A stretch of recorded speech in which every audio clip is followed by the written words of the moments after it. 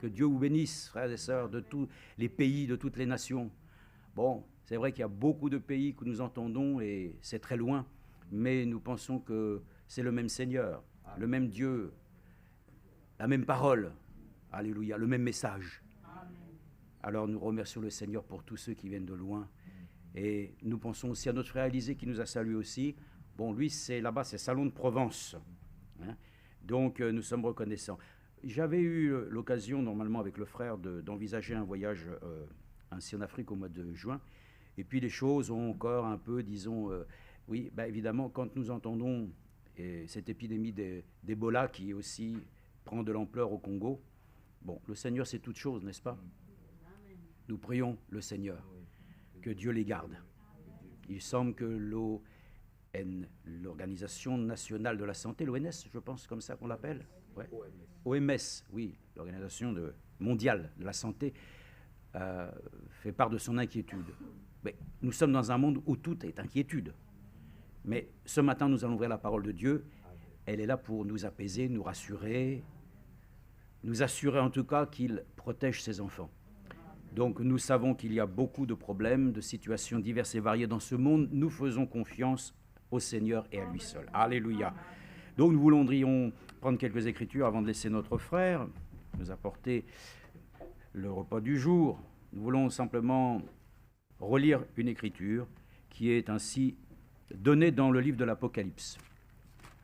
Le livre de l'Apocalypse, c'est un livre de symboles. Nous savons comment Frère Branham a pu le montrer, disons le présenter. Il a dit c'est un livre très compliqué. Ah oui, c'est très compliqué parce que c'est un livre qui a montré que plein de choses qui étaient cachées ne pouvaient pas être en accès par la compréhension humaine. Notamment lorsque nous avons eu à recevoir l'ouverture des 7 sceaux, nous le savons que beaucoup de théologiens en ont parlé. Il y a eu des livres, il y a eu plein de considérations pour expliquer les choses. Tout le monde était à côté. Parce qu'il y avait une parole, comme nous l'avons dit hier dans Daniel, par laquelle ainsi il avait été dit à Daniel, scelle ces paroles. Et jusqu'à ce que le temps soit venu pour que ce livre caché, scellé, soit ouvert. Et l'ouverture des 7 sceaux nous a donné ainsi une plénitude. Une plénitude de quoi? Dans l'œuvre du salut et de la rédemption. C'était une compréhension maintenant qui n'était plus celle que les hommes voulaient s'apporter mutuellement, mais Dieu lui-même qui a ouvert le Saint-Livre. Et personne n'était digne. Seul Jésus-Christ était digne. Et de cette dignité, il nous accorde la grâce d'en recevoir les bienfaits. Nous qui sommes indignes, nous qui n'avons rien, nous étions ainsi simplement errants, n'avions pas d'espérance. Mais lui nous a appelés à son admirable lumière pour que nous devenions participants de sa nature divine. On reprend toujours les textes des Écritures.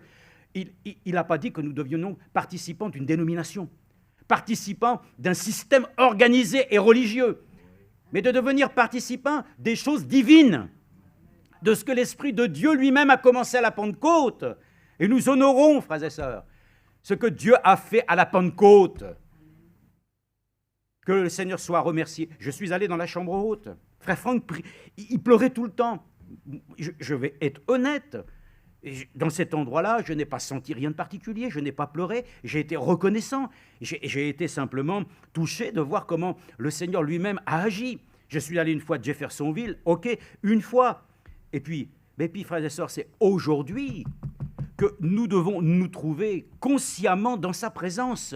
Nous ne vivons pas avec des événements passés sur lesquels simplement ce sont des faits historiques. Il s'est passé des choses, c'est réel. Mais il faut que ça soit maintenant pour moi aujourd'hui. Il faut que j'ai mon aujourd'hui. Il ne faut pas simplement que je me trouve dans un endroit où il s'est passé quelque chose. Nous n'allons pas aller à Krefeld, encore une fois, dire il s'est passé des choses. Non, non, non. Ce qui s'est passé, c'est encore notre histoire aujourd'hui. Donc nous progressons, n'est-ce pas? Donc ce qui est important de voir dans ce livre, qui était un livre complexe, Apocalypse veut dire révélation. Ce n'est pas simplement Apocalypse, il va arriver tous les fléaux. Il en est parlé dans le livre de l'Apocalypse. Il est aussi mentionné tout ce qui arrivera du temps où la grande tribulation va sévir. Il y aura aussi des jugements. Donc toutes ces choses-là doivent être aussi connues des enfants de Dieu pour qu'ils puissent remercier le Seigneur qu'ils n'auront pas part à cela. Nous devons nous-mêmes partir avant. nous devons ainsi être enlevés, avant que ne viennent ainsi ces temps de tourment. Donc nous remercions le Seigneur pour cette écriture, et elle est mentionnée ici dans le chapitre 1, à partir du verset 9, où il est dit écrit ici, « Moi, Jean, qui suis votre frère et qui prend part à la tribulation, à la royauté et à la persévérance en Jésus, vous savez que nous avons tous, quelqu'un me disait, oui, mais frère, nous ne sommes pas de ceux qui doivent ainsi passer par la tribulation. J'ai modulé la chose. Nous avons tous des tribulations ici sur la terre. Mais l'Église de Jésus-Christ ne passe pas par la grande tribulation. Vous comprenez, c'est la différence. La grande tribulation qui vient ainsi après l'enlèvement, qui verra aussi Moïse et Élie, nous croyons que c'est eux, qui viendront ainsi eux-mêmes apporter le message. Pour les 144 000 seront mis à mort, sur la place qui est appelée Sodome et Égypte. Mais alors, tout le monde se réjouira, hein. Ils s'enverront des présents. Ça y est, on s'est libéré ainsi de ces deux individus qui nous prêchaient des choses, hein, mais ils vont ressusciter le troisième jour. Oh là là, frères et sœurs, il va se passer de belles choses, hein. Mais nous n'aurons pas à connaître ces choses, nous. Nous, notre tribulation du temps présent, c'est de résister au malin afin que nous puissions nous-mêmes dominer, n'est-ce pas? Non pas par nos forces, mais par le Seigneur et sa parole, afin que nous puissions être trouvés dignes d'être enlevés au jour de sa venue. Alors regardez justement pourquoi nous sommes ici aussi ce matin. Il est écrit, j'étais, lui, Jean, c'est Jean, nous parlons de Jean. Il était sur l'île appelée Patmos. Vous savez que frère Franck a été à Patmos? Oui, lui-même a voulu ainsi voir et connaître cette île. On peut y aller, c'est pas très facile, mais enfin, il y a des bateaux qui y emmènent. Il a été sur cette île, il a pu visiter. C'est une île vraiment qui n'est pas propice. Je vous dis tout de suite, allez passer des vacances. Mais nous savons qu'ainsi, en cet endroit-là, Jean ne se trouvait pas pour un loisir. Il était là pour recevoir la révélation. Et que nous puissions ainsi nous-mêmes aujourd'hui en être au bénéfice. C'était une île terrible, scorpion et tout ce que vous voulez. Il était là-bas, mis en prison, mais Dieu l'a utilisé. Et il dit, à cause de la parole de Dieu et du témoignage de Jésus. Il a été présent sur cette île à cause de la parole de Dieu. Amen. Première chose, moi je suis présent, tu es présent ici à cause de quoi? À cause de la parole de Dieu. Et la deuxième chose, à cause de ton témoignage. Parce que ton témoignage, tu veux qu'il soit reconnu comme Enoch. Son témoignage fut agréable à Dieu.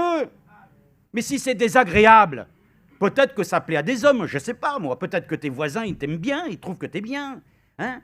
Plus tu t'habilles court, peut-être qu'il y en a qui vont te dire « Ah là, je t'aime mieux ». Oui, mais ça, évidemment, parce que tu veux satisfaire qui? Le monde. Nous voulons que notre témoignage rende gloire au Seigneur. Donc nous sommes ici à cause de la parole de Dieu et du témoignage que nous devons rendre. Nous devons être les témoins de la foi. Ah oui, mais alors, je ne produis pas grand-chose. Mais non, tu ne produiras rien, toi. Mais laisse le Seigneur produire. Laisse-le agir, afin que ta résistance tombe. Que la muraille que tu t'es dressée puisse, comme pour Jéricho, s'effondrer. Que toute résistance soit vaincue ce matin. Afin que la foi puisse s'emparer à 100%. Et que nous doutons en rien, afin que nous puissions à la fin voir Dieu confirmer sa parole. Donc ça, c'est important. Déjà dans l'Ancien Testament, le Seigneur lui-même avait souhaité qu'il y ait une arche de l'alliance. C'était l'arche du témoignage. Dieu souhaitait qu'il y ait quelque chose, n'est-ce pas, qui témoigne de sa présence. Et nous croyons que réellement, frères et sœurs, le Seigneur témoigne en nous que nous sommes à Jésus-Christ. Parce que mon esprit, voilà, l'Esprit de Dieu en tout cas, rend témoignage à mon esprit, je suis enfant de Dieu. Donc j'ai un témoignage. Mon témoignage, c'est que j'étais perdu, maintenant je suis sauvé. Et ton témoignage, il a de la valeur. Le Seigneur lui-même veut rendre notre témoignage à sa gloire manifeste. Les hommes, ça leur plaît ou ça leur plaît pas, on s'en fiche. Si tu penses que vis-à-vis des hommes, tu leur es agréable, tant mieux. Mais de toute façon, tôt ou tard, on est toujours insatisfaisant. Hein? Mais auprès du Seigneur, nous sommes contentés de savoir que comme il a commencé la chose, qu'il l'achève, il va la présenter comme une œuvre terminée. Donc nous sommes heureux que nous sommes ainsi ce témoignage. Et ce témoignage, eh bien, il doit être mis en valeur. Ça, c'est important. Donc, je vois ici une écriture, permettez-moi de la prendre comme étant une écriture, justement, qui est pour nous aussi un fondement. Dans 1 Corinthiens, nous trouvons cette écriture. Nous en avons lu partiellement hier une partie, mais là, nous la reprenons en entier. C'est dans 1 Corinthiens chapitre 1, à partir des versets 4 à 7. Nous disons ce que l'Écriture dit, « Je rends continuellement grâce à Dieu à votre sujet, pour la grâce de Dieu qui vous a été accordée en Christ Jésus. » Amen. Nous le disons tous ensemble, n'est-ce pas? Nous sommes tous concernés. Est-ce que quelqu'un peut se priver de la grâce de Dieu ce matin? D'abord, tu ne peux pas, puisque tu es sauvé par grâce, par le moyen de la foi. Donc, la grâce de Dieu est une chose qui doit être appréciée à sa juste mesure. La grâce, la définition, c'est que tu ne mérites rien.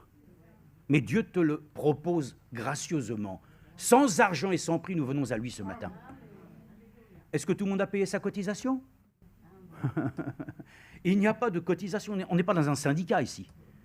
On n'est pas dans un parti politique. Nous sommes ici libres. Mais là où la liberté du Seigneur, on ne fait pas ce qu'on veut. Donc, nous savons aussi apporter au Seigneur tout ce qui lui est dû. Nous lui accordons les honneurs, tout ce qui lui est dit. Aussi les dîmes et les offrandes, tout lui est donné afin qu'il puisse être glorifié. Donc, nous remercions le Seigneur pour la grâce de Dieu qui nous a été accordée en Christ Jésus. De ce que vous avez été, hier nous l'avons dit, comblés, enrichis en lui, en toutes choses, en toute parole et en toute connaissance. Ça, c'est notre positionnement, nous l'avons lu, qu'un chrétien qui ne sait plus se positionner, c'est qu'il est amnésique. Il a oublié ce qu'il est. Par cela même, alors, il perd tout équilibre. Et ça, c'est vraiment une chose terrible que de perdre ainsi son équilibre, ne sachant plus réellement où nous en sommes. Mais nous comptons sur sa grâce, qu'il puisse ainsi nous apporter ce dont nous avons besoin en ce domaine. Car, écoutez bien, car le témoignage de Christ, nous sommes ici à cause de quoi? La parole de Dieu et le témoignage de Jésus. Jean le disait pour lui, c'est valable pour nous. Et nous pouvons le dire, car ainsi, le témoignage de Christ a été fermement établi en vous. Amen. Est-ce que notre témoignage est affermi? Nous avons chanté, le frère nous l'a fait chanter encore, les collines de Sion, amen, sont affermies. Soyons affermis dans notre témoignage. Je l'ai dit, et souvent nous le voyons, moi-même quand j'étais à la SNCF, j'ai mangé à la cantine. Et quand il y a la cantine, il y a beaucoup de monde, et quand vous arrivez avec votre plateau, Seigneur Jésus, hein? Notre témoignage doit être clair. On n'a pas besoin de faire des démonstrations, mais nous sommes là, et un jour, c'est comme cela que je l'ai fait, et il y en a un qui m'a regardé, il m'a dit, t'as prié? J'ai dit oui, j'en ai resté là. Voilà. Le témoignage de Jésus, nous sommes ce que nous sommes. Que Dieu veille à ce que notre témoignage soit fortifié ce matin.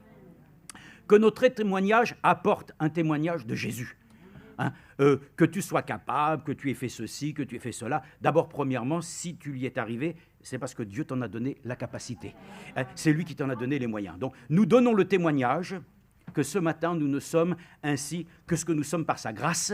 Et nous voulons que ces témoignages, frères et sœurs, prennent ainsi vraiment son ampleur. Donc, nous sommes reconnaissants. Il y a un signe du témoignage. Alors, je voudrais, pour terminer, vous dire que dans l'Ancienne Alliance, quel était le signe de cette alliance que Dieu avait fait avec Abraham? Il y a un signe, toujours. Ah oui, ça y est. C'est sorti du fond, là-bas. Ça s'entend jusqu'ici. La circoncision.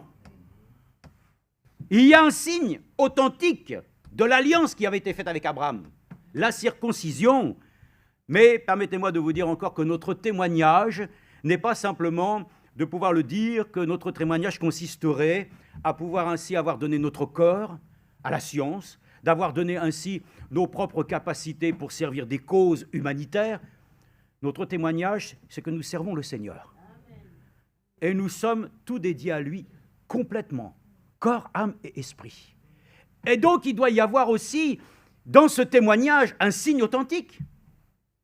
Nous pouvons prendre ça, bien entendu, dans Colossiens, parce que l'Écriture elle-même nous donne une Écriture par laquelle nous le savons. Elle ne peut pas nous tromper, cette Écriture. Hein. de toute façon, celui qui la met de côté, un jour, elle va rattraper. Elle va nous rattraper. C'est-à-dire qu'elle va nous accorder la grâce. Si nous avons pris du recul, si nous nous sommes éloignés, le Seigneur, dans sa grâce et dans sa miséricorde, nous ramène à lui. Ce matin, c'est un jour de grâce. Que chacun puisse bénéficier du jour favorable. Quelqu'un a pris du recul, mais il n'y a pas de honte à revenir. D'ailleurs, moi-même, je le dis, je reviens au Seigneur. Parce que de toute manière, ainsi, nous le savons, nous sommes tous des rétrogrades, quelque part.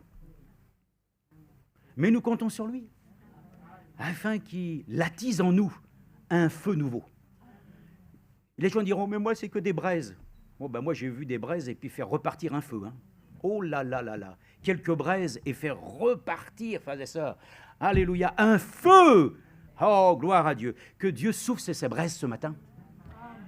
Et qu'il nous accorde la grâce de nous dire, oui, frères et sœurs, nous sommes des témoins de la foi et il y a un signe que Dieu a mis sur nous. Alors bien sûr, il y a le sang, bien entendu, de la nouvelle alliance qui est sur chacun d'entre nous. Ah, qui voit le sang? Personne. Mais le Seigneur le voit, lui. Il applique le sang. Et nous sommes heureux de dire cette écriture dans Colossiens chapitre 2. Et je pense que ça doit être ainsi un absolu.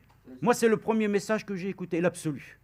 Bon, alors, je vais vous dire que, on va dire, mais comment quelqu'un qui ne connaît rien réellement à la parole de Dieu, soudainement, il reçoit, voilà, une brochure, il lit ça et d'un seul coup, c'est 1000 volts. 1000 volts, hein, c'est une image. Mais enfin, quelque chose qui vous vraiment, qui vous touche, qui percute votre être intérieur, et vous dites, c'est vraiment l'absolu. Donc, que la parole de Dieu soit notre absolu. Et comme il est dit ici, et vous avez tout pleinement, verset 10, Colossiens 2, 10, et vous avez tout pleinement en lui, qui est le chef de toute principauté, amen, chef de l'Église, nous le savons, et de tout pouvoir. Alors, voilà la chose qui est merveilleuse. Ayons cette assurance que l'Écriture nous dise, en lui, vous avez été circoncis. Ah, nous aussi. On n'est pas ces incirconcis, hein? Non, non. On n'est pas là pour être ainsi de ceux qui se disent incirconcis. Nous sommes des circoncis, mais pas dans la chair. L'Écriture le dit, vous avez été circoncis d'une circoncision qui n'est pas faite par la main des hommes. Ce n'est pas le bistouri. On ne va pas rentrer dans ce détail. On ne va pas faire ainsi un cours sur la pratique de la circoncision. Nous parlons des choses que Dieu a fait par son esprit. Et qui n'est pas faite par la main des hommes, c'est-à-dire, oh là là, oh là là. Alors si ce n'est pas quelque chose qui est fait dans la chair, c'est fait comment, c'est-à-dire? C'est-à-dire que le dépouillement du corps de la chair, la circoncision de Christ. Amen. Que le Seigneur nous accorde la grâce, frères et sœurs. Que nous ayons cette assurance en tant que témoins de la foi. Nous avons parlé du témoignage que nous devons rendre aux autres. Mais ayons ce matin cette assurance que notre témoignage nous dit que nous sommes enfants de Dieu. Que nous avons été circoncis. Non pas de la main de l'homme, mais de Dieu lui-même. Il a-t-il circoncis ton cœur ce matin? Est-il venu réellement sceller ton âme? Comme l'Écriture le dit, Éphésiens 1, nous avons été scellés jusqu'au jour de notre rédemption. Voulons-nous remettre en cause ce que Dieu a fait en nous? Ce n'est pas possible. Rien ne peut nous séparer de l'amour qui est en Jésus-Christ. Nous avons été circoncis, non pas de la main d'un homme, mais du Seigneur qui correspond ainsi au dépouillement de la chair. Que Dieu nous aide à pouvoir nous laisser dépouiller, n'est-ce pas? Lui-même s'est laissé dépouiller. Mais alors, frères et sœurs, en se laissant dépouiller, c'est pour toi qu'il l'a fait. C'est ainsi que par ses meurtrissures, la guérison devient une réalité. C'est par sa mort expiatoire que le salut est une réalité. Donc, nous voulons ainsi ce matin nous laisser convaincre que notre témoignage, ce n'est pas le nôtre à titre personnel en tant qu'individu, c'est le témoignage de Jésus-Christ. Et comme Jean était présent, à cause de la parole de Dieu et du témoignage de Jésus-Christ, que réellement notre témoignage nous porte réellement déjà à avoir cette conviction, frères et sœurs. Nous avons été dépouillés du vieil homme. Nous avons revêtu l'être nouveau. Oui, mais je regarde, j'en ai marre. Écoute, sincèrement, si tu as été dépouillé du vieil homme, ne te regarde plus avec des yeux de chair. Regarde avec les yeux de ton cœur. L'accomplissement ne déshonore pas le nom de Jésus en rabaissant ce qu'il a fait pour toi. Tu es plus que vainqueur. Et ce n'est pas de l'entendement, ce n'est pas quelque chose qu'on vous dit afin, comme ainsi la méthode Coué, à force de la répéter, ça va s'accomplir. Non, nous le croyons avec foi et détermination. Ça doit être notre engagement, notre témoignage doit être réellement ainsi en concordance à ce que nous déclarons. Veillons sur notre témoignage. Le témoignage des hommes, bon, c'est une chose, mais le témoignage de Dieu. Enoch fut trouvé agréable aux yeux de Dieu. L'achèvement que Dieu est en train de faire aujourd'hui, frères et sœurs, c'est pour se présenter à lui une église sans tache, ni ride, ni rien de semblable. Ayons cette assurance, cette confiance. Il a commencé, nous l'avons dit hier, Timothée, Dieu a la capacité de ranimer le dépôt. Ce qui a été mis en toi, frères et sœurs, que Dieu l'arrose ce matin. Et puis nous croyons que l'Esprit de Dieu va faire croître. Que Dieu nous aide à pouvoir ainsi vraiment l'honorer de tout notre cœur. Je disais simplement quand nous venions à la voiture, je crois que c'est frère Franck, il me semble, je ne sais plus, peu importe, mais qui disait, souvent, nous accusons, n'est-ce pas, tous les Juifs, lorsque le Seigneur est venu, n'est-ce pas, de pouvoir toujours contrecarrer ce que Jésus-Christ lui-même disait et voulait faire. Mais il y a eu cette réflexion importante, et je crois que c'est frère Franck qui avait dit ça, il avait dit, mais dans le fond, nous ne devrions pas accuser les Juifs en ce temps-là, lorsqu'ils entendaient une écriture où Jésus disait, si vous ne buvez mon sang. Mais enfin, la loi l'interdisait. Donc moi je dis, ils défendaient la Bible, ils défendaient les Écritures. Ils ont dit, mais qu'est-ce que tu nous racontes? La loi nous dit qu'il ne faut pas le faire, et toi tu nous dis, il faut boire ton sang, mais ça ne va pas ou quoi? Ouais, ça, ce que nous avons besoin ce matin, n'est-ce pas? C'est de l'esprit de la révélation. C'est juste de défendre la Bible, c'est vrai. Mais si l'esprit n'est pas là, on risque de tomber ainsi arc-bouté, frères et sœurs, sur des réflexions, des interprétations. Donc que Dieu nous aide. Que notre témoignage soit donc un témoignage à la gloire du Seigneur, dans le nom de notre Seigneur Jésus-Christ. Amen. Notre Père Céleste, non, c'est notre Père Céleste, oui. Je te laisse prier, Stéphane, et nous laissons la place à notre frère, s'il te plaît. Que son beau nom soit loué, glorifié, exalté, célébré et très élevé. Amen. Que Dieu soit avec nous ce matin. Après avoir écouté la parole de Dieu, ce que je peux dire en ajout à cela, c'est que Dieu veut restaurer notre âme endommagée. Amen. Je me rends compte que réellement aujourd'hui, notre âme est vraiment endommagée. Je ne parle pas de la chair. La chair est déjà endommagée. Oui, oui. Elle sera toujours endommagée. Mais si notre âme est endommagée, sachez que ce matin, si le Seigneur permet que vous et moi, nous venions ici, c'est parce qu'il veut restaurer notre âme qui est endommagée. C'est pour ça qu'il te rencontre ce matin. Lisons cela pour aller vite. Accordez-moi 30 minutes. Accordez-moi 30 minutes. Que Dieu vous bénisse. Allons dans 1 Jean. Dans 1 Jean. Non, allons dans 3 Jean. Là, c'est dans 3 Jean. Allons dans 3 Jean. Lisons les Écritures. Il s'agit de prêcher les oracles de Dieu. 3 Jean, chapitre 1. À partir du verset 2, il est dit ici, « Chers amis, vous êtes avec moi. Je suis dans 3 Jean 1. Il est dit, à partir du verset 2, « Chers amis, je souhaite que tout aille bien pour toi et que tu sois en aussi bonne santé physiquement que spirituellement. » Amen. Oui, Sœur Michel. Amen. C'est ce que je te souhaite. Alléluia. que tu sois en bonne santé, que ton âme soit en bonne santé spirituellement. Sœur Evelyne, c'est ce que nous souhaitons. Et je le relis par la grâce de Dieu.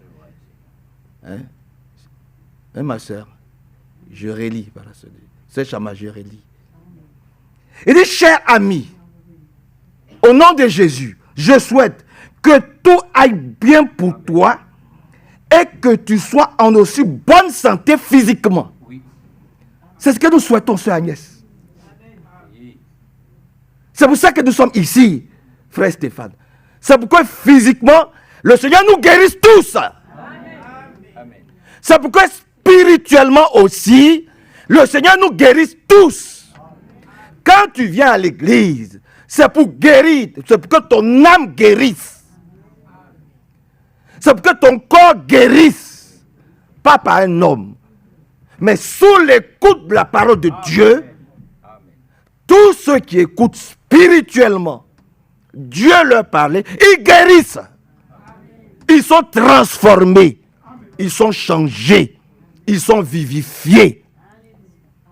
Ils sont restaurés. C'est pour cela que nous sommes là, ici. Parce que nous savons nous-mêmes, nous tous, que quelque part, il y a un dommage très profond dans notre âme. Il y a des blessures. Il y a des inquiétudes. S'il te fait venir ici, ce n'est pas pour te plaindre. C'est pour lui dire, Seigneur, tu vois mes blessures.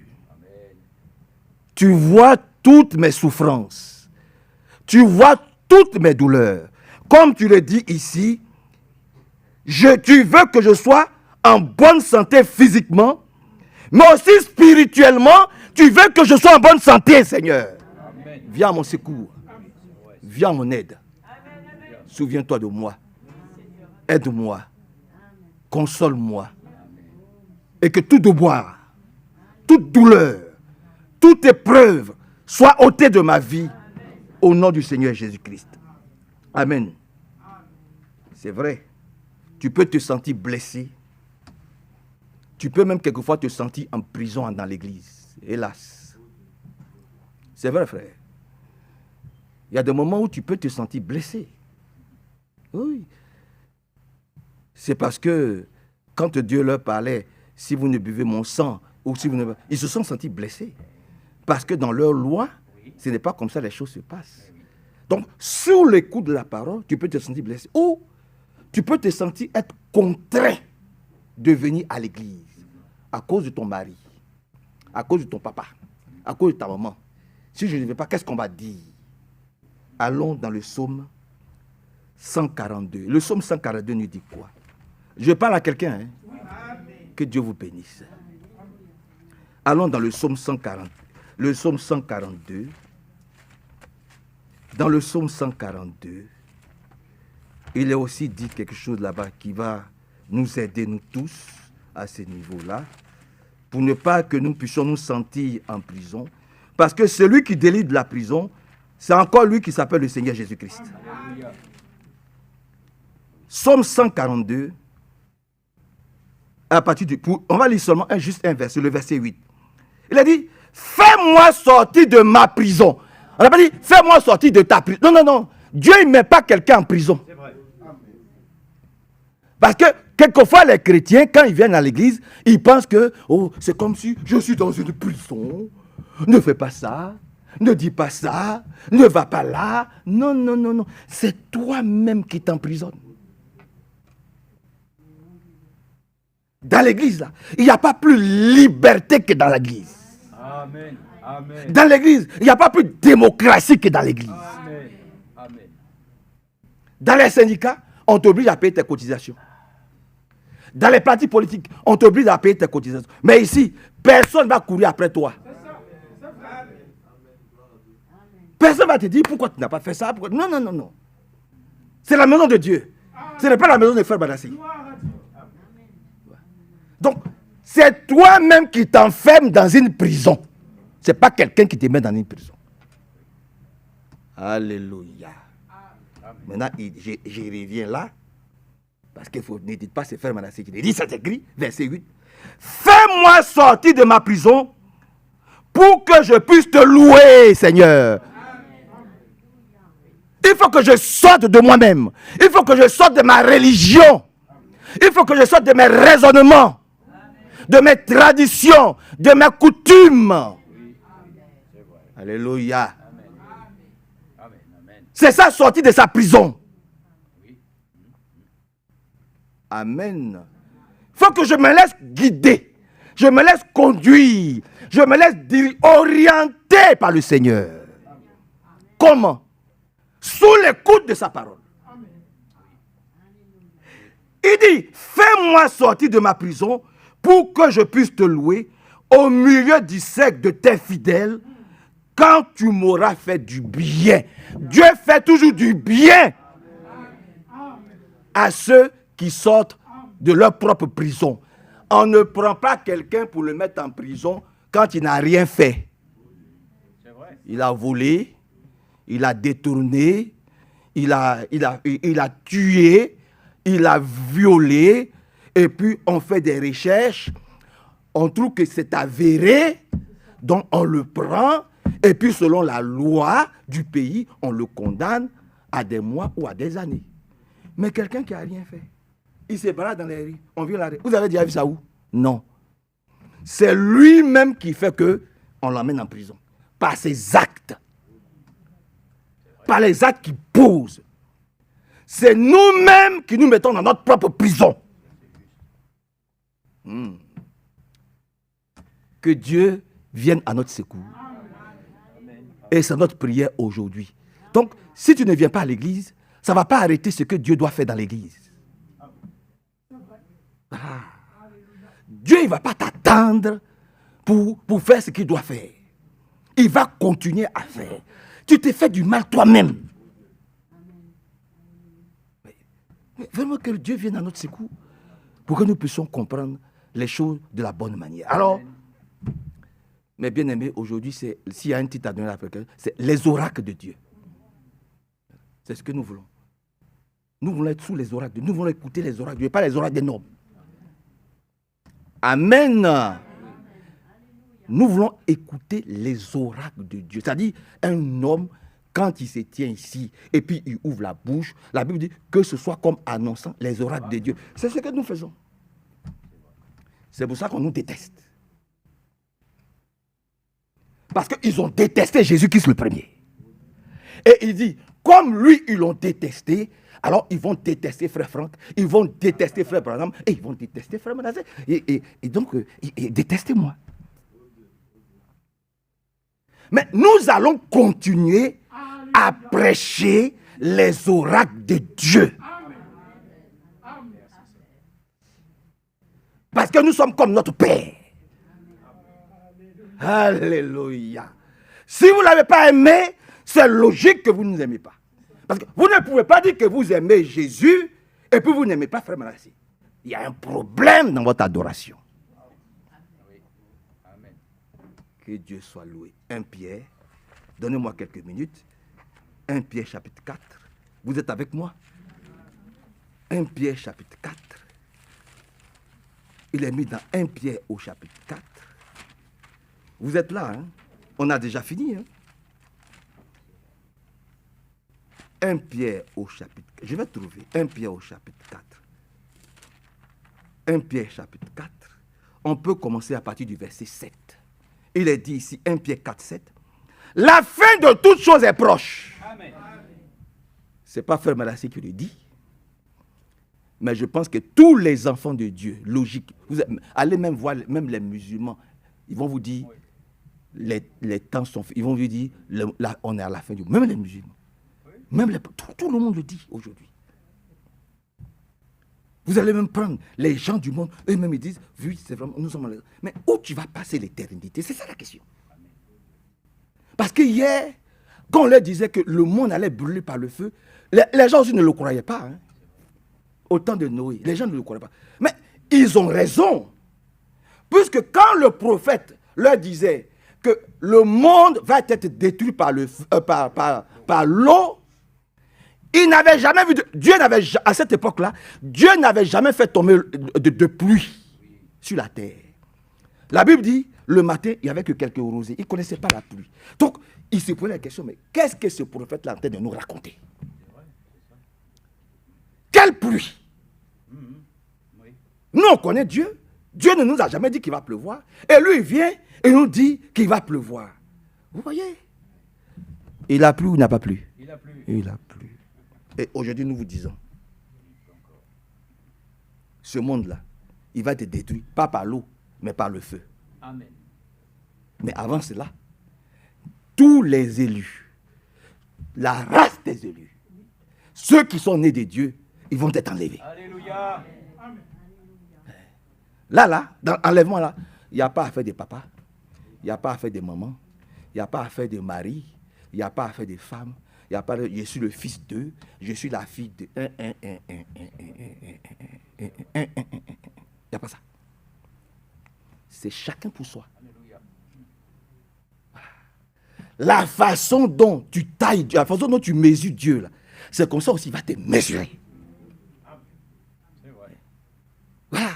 Il n'y a pas affaire de papa, de maman, il n'y a pas affaire d'église. Voilà, je suis dans l'église de mon papa, je suis dans l'église de ma maman. Donc, non. C'est pas ça. Préparons-nous à rencontrer Dieu de la bonne manière.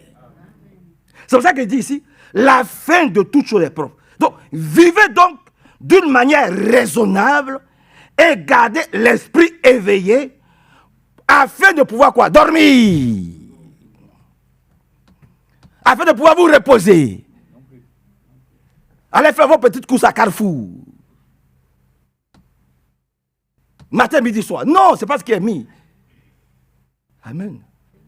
Ailleurs, il est dit, priez sans cesse.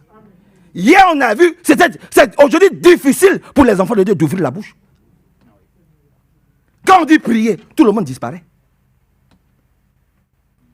Ils veulent que les autres prient pour eux. Mais eux-mêmes, ils ne veulent pas prier. Ils disent, je ne sais pas prier. Personne ne sait prier. Les disciples même ont dit, Seigneur, apprends-nous à prier. Si frère Manasseh te dit, c'est prier, il ment. Personne ne sait prier. Mais nous ouvrons la bouche pour dire, Seigneur, inspire-nous ce qui nous est nécessaire de te demander. Votre amen est très faible. Inspire-nous ce qui nous est nécessaire de te demander. Parce que ici-bas, là, c'est ta volonté qui doit être mise en pratique dans notre vie, dans notre marche. Vous comprenez, frère, que Dieu soit loué, glorifié et exalté. Donc, si nous voulons rester éveillés, ce n'est pas pour nous balader dans notre jardin. Ce n'est pas pour nous promener dans notre cour. Ce n'est pas pour faire... Non, c'est pour vaguer à la prière. La Bible dit, ils étaient ensemble chaque jour dans le même lieu. Amen. Amen. Ils étaient ensemble chaque jour dans le même lieu. Et puis ils faisaient quoi? Ils persévéraient dans l'enseignement des apôtres. Ils persévéraient dans la communion fraternelle, comme nous sommes aujourd'hui. Et ils faisaient quoi? Ils persévéraient dans la Sainte Seine, lavage des pieds. Que Dieu nous aide, afin que nous puissions vivre comme l'Église apostolique a vécu. L'Église primitive, là. Voilà comment ils marchaient, et puis il n'y avait pas de malades au milieu d'eux. Voilà comment ils marchaient, et puis il n'y avait pas d'indigents au milieu d'eux.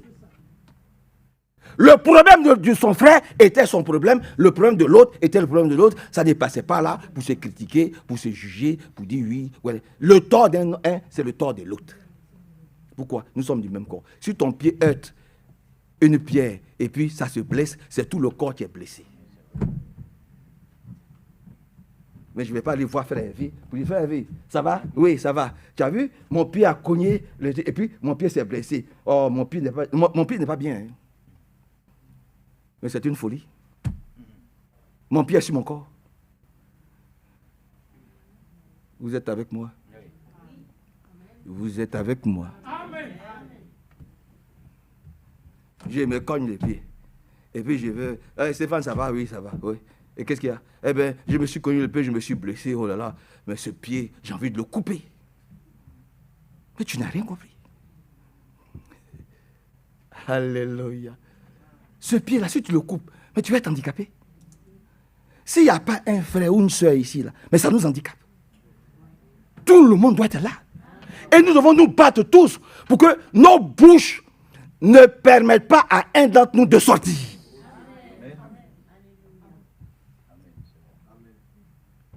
Comment nous devons nous comporter dans l'église pour que ça ne dérange pas quelqu'un et qu'aucun de nous ne sorte là. Aujourd'hui, là, c'est comme ça. Il ne faut pas qu'il y ait des scandales à cause de nous. Que le Seigneur vienne au secours de ses enfants. Avant tout, aimez-vous ardemment les uns les autres, car l'amour obtient le pardon d'un grand nombre de péchés. Maintenant, il dit, soyez hospitaliers les uns à l'égard des autres, sans mauvaise humeur. Que chacun de vous utilise pour le bien des autres le don particulier qu'il a reçu de Dieu. Vous serez ainsi de bons administrateurs. Amen. Vous serez ainsi de bons administrateurs des multiples dons divins. Que celui qui a le don de la parole transmette les paroles de Dieu. C'est tout. Amen. Tu dois prêcher. Prêche la parole de Dieu. Que celui qui a le don de servir l'utilise avec la force que Dieu lui accorde. Il faut qu'en toute chose, gloire soit rendue à Dieu.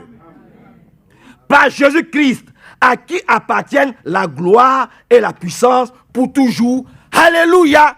Amen. Tout ce que tu dois faire, tout ce que je dois faire, tout ce que tu dois dire, tout ce que je dois dire, doit glorifier notre Dieu. Amen. Si ce n'est pas le cas, tais-toi. Alléluia. Que Dieu vienne au secours de ses enfants. Que Dieu vienne à notre secours. Amen. Tu te tais. Vous comprenez? Parce que tout ce que nous devons faire doit élever notre Dieu. Amen. Au nom de Jésus-Christ. Amen. Verset 15. Descendons un peu. Non, même allons-y au verset 14. Vous êtes avec moi. Si l'on vous insulte parce que vous êtes disciple de Jésus-Christ, vous êtes heureux. Dites Amen. Bon, je recommence parce que j'ai l'impression que beaucoup ne veulent pas être, ils ont honte d'être disciples de Jésus-Christ. Nous n'avons pas honte d'être appelés disciples de Jésus-Christ. Il dit ici, si l'on vous insulte, c'est-à-dire que lorsque tu poses un acte de chrétien, tu donnes une parole chrétienne, une parole divine, l'oracle divin. Tu t'habilles comme un chrétien, tu t'habilles comme une chrétienne, tu agis comme un chrétien, et puis on t'insulte, on se moque de toi. Il faut savoir que c'est une très bonne chose. Ah, c'est Frère Massé qui a dit ça. Non, c'est écrit. Ce sont les oracles de Dieu. Si on t'insulte parce que vous êtes disciple du Christ, vous êtes heureux. Car l'Esprit glorieux de Dieu repose sur vous. Dis Amen à cela. Amen.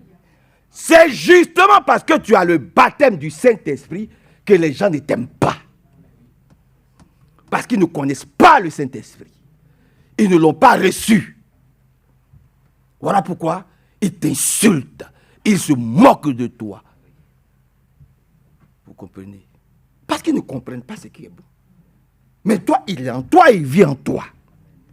Heureux sommes-nous si l'on nous insulte, si l'on nous injure, si l'on dit que nous sommes dans des faux, on dit que vous êtes une secte. Je dis Alléluia. Maintenant, demandez-leur, secte, ça veut dire quoi? Qui vous donne la définition du mot secte. Secte veut dire ce qui s'est détaché de l'original. Ce qui s'est séparé de l'original. Amen. Bon, maintenant, entre les catholiques, entre les musulmans, entre les pentecôtistes, qui s'est détaché de Jésus? C'est la question que vous devez leur poser. Qui s'est détaché de l'original? Nous sommes revenus à l'original. Nous sommes revenus à la Bible.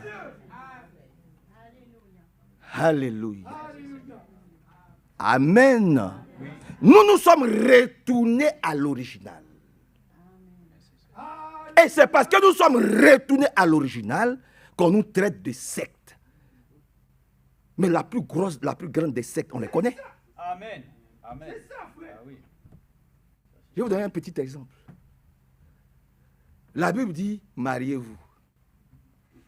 Je reviens dessus. Alléluia. Dieu dit, au commencement, il fit le jour et la nuit, et tout était bon. Eh bien, il a créé l'homme et la femme, tout était bon. Il a tout créé, il a tout fait. Lui-même, il dit, tout était bon. Et puis, il y a une seule chose, il dit, ce n'est pas bon. Il n'est pas bon que l'homme soit seul. Il faut que je lui trouve une aide. Amen.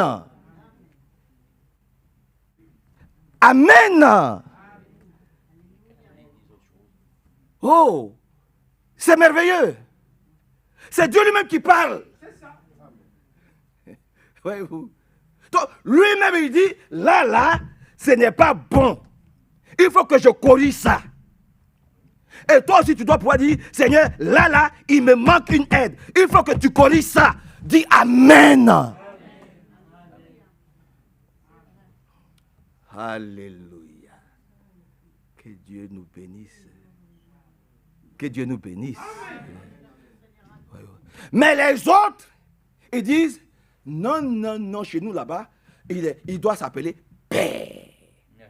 Et Dieu dit, n'appelez personne Père. Mais il dit, il faut qu'on l'appelle Père. Et puis quand il est Père là où Dieu dit, ce n'est pas bon que l'homme soit seul, il dit non, c'est bon que l'homme, le Père, ne se marie pas. Le très saint Père, il ne faut pas qu'il se marie. Vous ne voyez pas qu'il y a quelque chose qui ne va pas? Vous ne voyez pas qu'il y a quelque chose qui ne va pas? Dans ce cas, qui a une secte? C'est ça. Alléluia. Qui a une secte?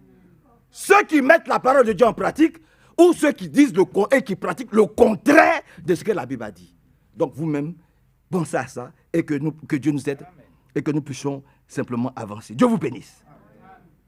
Donc, si l'on vous insulte parce que vous êtes disciples du Christ, heureux êtes-vous, car l'esprit glorieux de Dieu repose sur vous. Qu'aucun d'entre vous n'ait à souffrir comme meurtrier, voleur ou malfaiteur ou pour s'être mêlé des affaires des autres. Amen. Voilà. Ne nous mêlons pas des affaires des autres. Vous comprenez, frère? Amen. Il y a des anciens. S'il y a un problème, venez vers les anciens. Ne nous mêlons pas des affaires des autres. Mais c'est écrit. Oui, sœur Evelyne, j'ai aimé ton amen. C'est écrit. Ne vous mêlez pas de la vie des autres. Laissez les gens tranquilles. Vivre leur vie. Laissez Dieu prendre le temps de les former. Les enfants de Dieu, chacun doit faire sa mue. Voilà. Ça va prendre plus de temps pour un, ça va prendre moins de temps pour l'autre, mais personne ne va dévancer personne. Merci Seigneur. Chacun doit faire sa mue. Amen. Vous comprenez? Et puis, quand vous voyez la parole de Dieu, là, elle est vraiment... Je vais prendre un exemple très simple. Vous avez les apôtres qui ont marché avec Jésus, et puis vous avez l'apôtre Paul. Paul dit, c'est 14 ans plus tard que je suis allé voir les apôtres à Jérusalem, et puis j'ai pris ce que je prêche là, et puis j'ai collé ça à côté pour voir si mes prédications, et puis les prédications des apôtres là, si c'est pareil. Dis Amen. Amen. Il dit, ils ne me reprochaient rien. Ils m'ont seulement dit de penser aux veuves. Cette histoire de viande étouffée, faire attention à cela. C'est tout, hein. Mais si au niveau de la parole, là, c'était pareil. Je ne suis pas allé les consulter pour dire qu'est-ce que je dois prêcher. Comme aujourd'hui, on veut nous amener à devenir, vous voyez, une secte. Mais je ne pourrais pas retourner au méthodisme. Chez les méthodistes, ça se passe comment? Dans le monde entier, tout le monde prêche la même chose. Il y a une ligne directrice. Si aujourd'hui, on parle de sanctification, tout le monde doit prêcher sur la sanctification. Et on veut nous dire, aujourd'hui, si au niveau de Krefeld, c'est telle chose... Donc, il faut... Je dis, il y a un problème qui ne va pas. Tu ne peux pas contrôler le Saint-Esprit.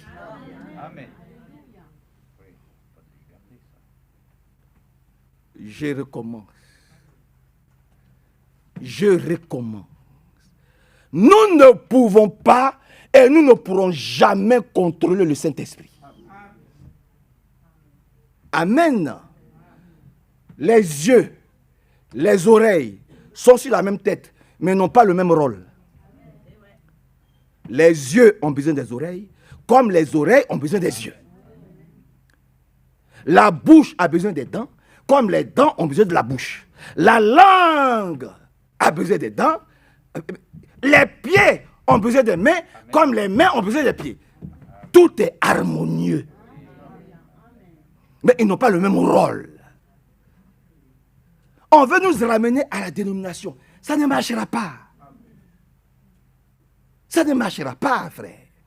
Écoutez-moi bien, ça ne marchera pas. Je suis un ancien méthodiste. Je suis un ancien pentecôtiste, prédicateur pentecôtiste. Voilà. Comment ça s'est passé chez les méthodistes? On envoie ce que Wesley dit. Chacun a son gros livre de Wesley, comme ça. Et puis, tout est programmé. Il y a une prédication de Wesley qui est là. Et puis, tout le monde doit suivre la prédication de Wesley dans toutes les églises de la terre. Aujourd'hui, si tu ne suis pas la ligne directrice qui t'est donnée mercredi, samedi et dimanche, tu ne marches pas selon le moment. Ce n'est pas vrai.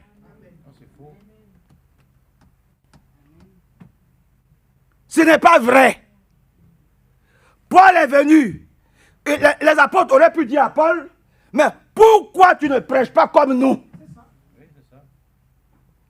Et puis, depuis 14 ans, tu étais où? Mais c'est le même Paul qui a dit, étant avorton, j'ai travaillé plus que tous. Bon, ta main est faible.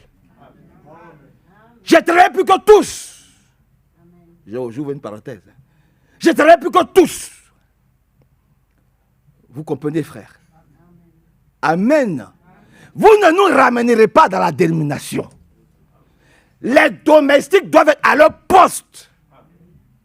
Amen. Les domestiques, tous les domestiques doivent être à leur poste.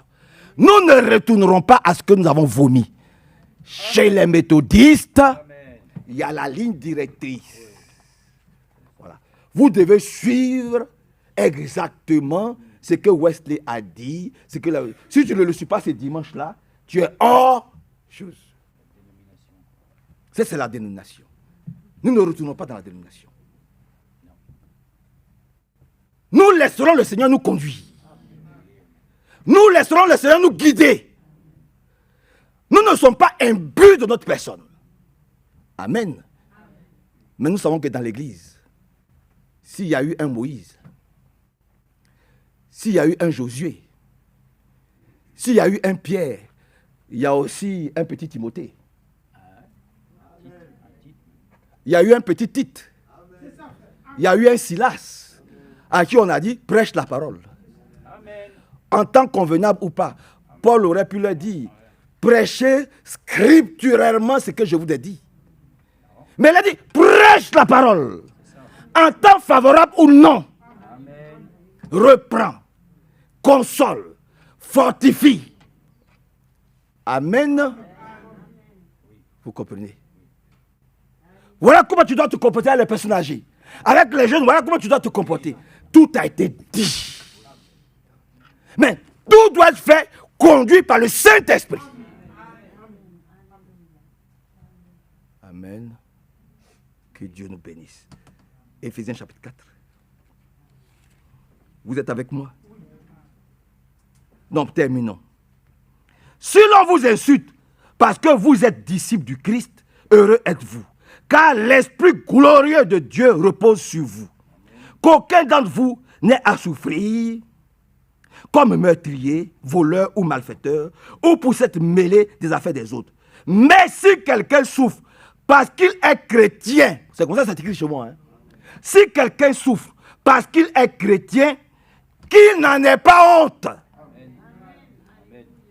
Qu'il remercie plutôt Dieu de pouvoir porter son nom. Alléluia.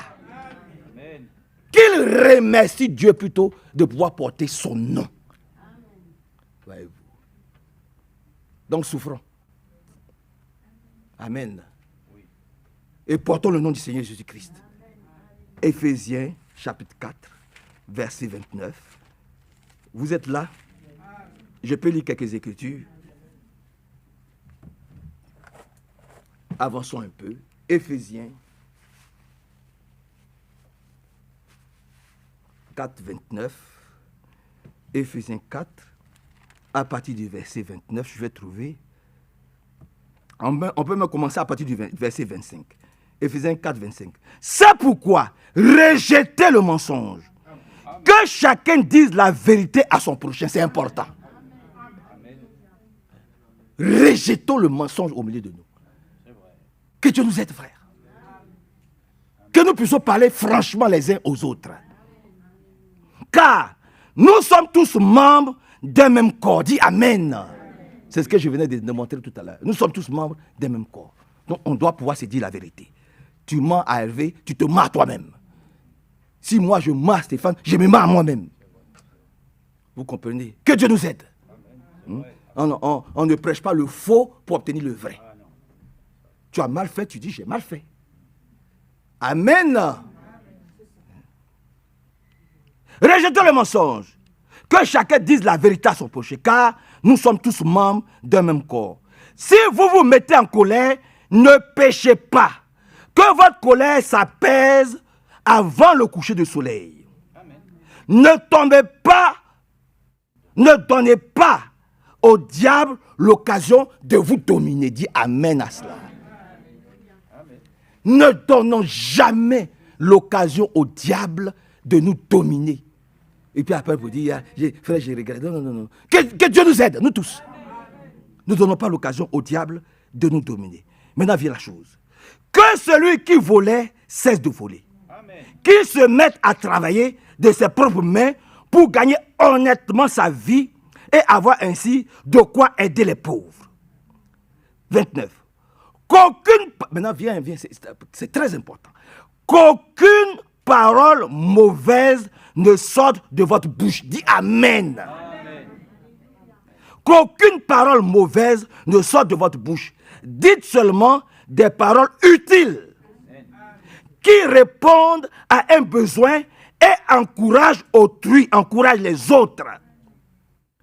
Pour faire ainsi du bien à ceux qui vous écoutent, qui vous entendent. Voilà les paroles que nous devons prononcer quand nous sommes entre nous, même quand nous ne sommes pas entre nous. Voilà comment que Dieu nous aide, voyez-vous, à marcher ainsi. Verset 30. N'attristez pas le Saint-Esprit que Dieu vous a donné, que Dieu vous a accordé. Il est la garantie que le jour viendra où Dieu vous délivrera complètement du mal. Ce n'est pas que nous ne souffrons pas aujourd'hui.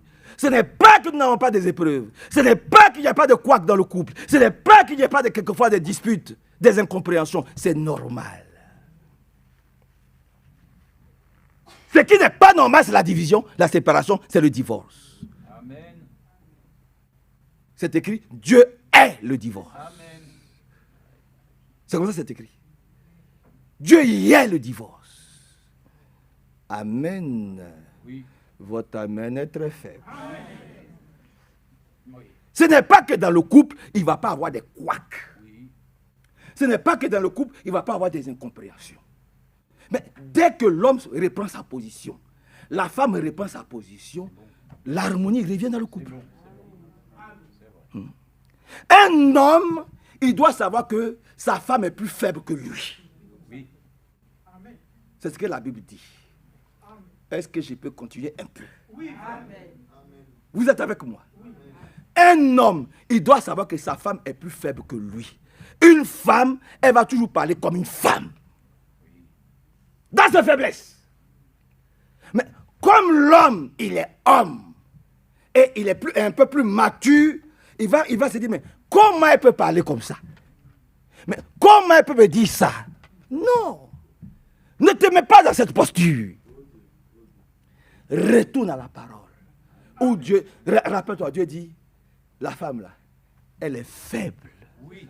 Mais toutefois, dans ces faiblesses-là,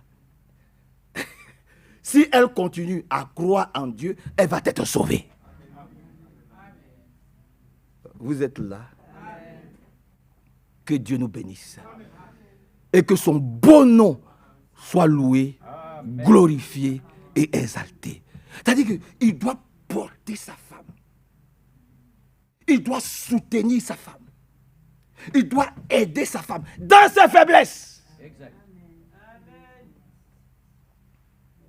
C'est ce que la Bible dit. C'est ce que la Bible dit. Vous ne vous attendez pas à nous pour venir prier pour vous, pour un divorce ou pour une séparation. Jamais. Mais pour qu'il y ait un mariage, oui, nous allons vous soutenir jusqu'au bout. Que Dieu vous bénisse et que son beau nom soit loué. Je peux poursuivre un peu? Est-ce que je peux poursuivre un peu? Oui. Je peux continuer un peu? Amen. Descendons un peu. N'attristez pas le Saint-Esprit que Dieu vous a accordé. Il est la garantie que le jour viendra où Dieu vous délivrera complètement. Chassez loin de vous tout sentiment amer, toute irritation, toute colère, ainsi que les cris et les insultes. Ne vous insultez plus dans votre couple. Ne vous disputez plus dans votre couple. C'est anti-Christ, c'est anti-biblique. Alléluia. Je parle à quelqu'un. Je parle à quelqu'un. C'est ça qu'il s'agit. Quel que soit le comportement de la sœur, c'est l'homme qui a tort. Quel que soit le comportement de l'église, c'est Jésus qui est responsable de l'église. La Bible dit il est la tête. Et nous sommes le corps. Donc tu as le droit d'aller voir Seigneur, je suis malade. Pourquoi je souffre aussi longtemps? Tu as la tête, non? Délivre ton corps, Seigneur. Oh, j'attends grand amen. Seigneur, délivre ton corps. La tête ne peut pas être sainte, pure, et puis le corps être pourri. Seigneur, ce n'est pas possible. Délivre ton corps. Délivre l'église. Voilà comment on doit prier. Délivre-moi, guéris-moi. Sauve-moi. Arrache-moi des griffes du diable.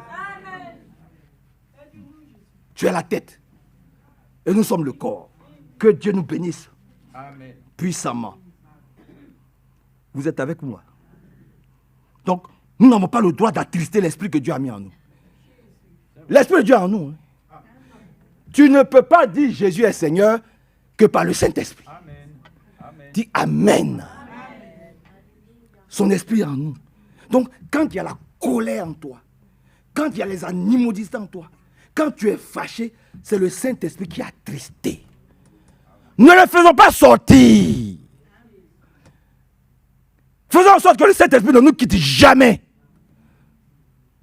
Amen. Allons dans Jacques au chapitre 1. Rapidement, dans Jacques au chapitre 1. Accordez-moi 15 minutes. Vous m'accordez 15 minutes. Dans Jacques au chapitre 1. Jacques au chapitre 1. Pour aller rapidement. Jacques au chapitre 1. Nous pouvons commencer à partir du verset 19. Jacques 1, 19.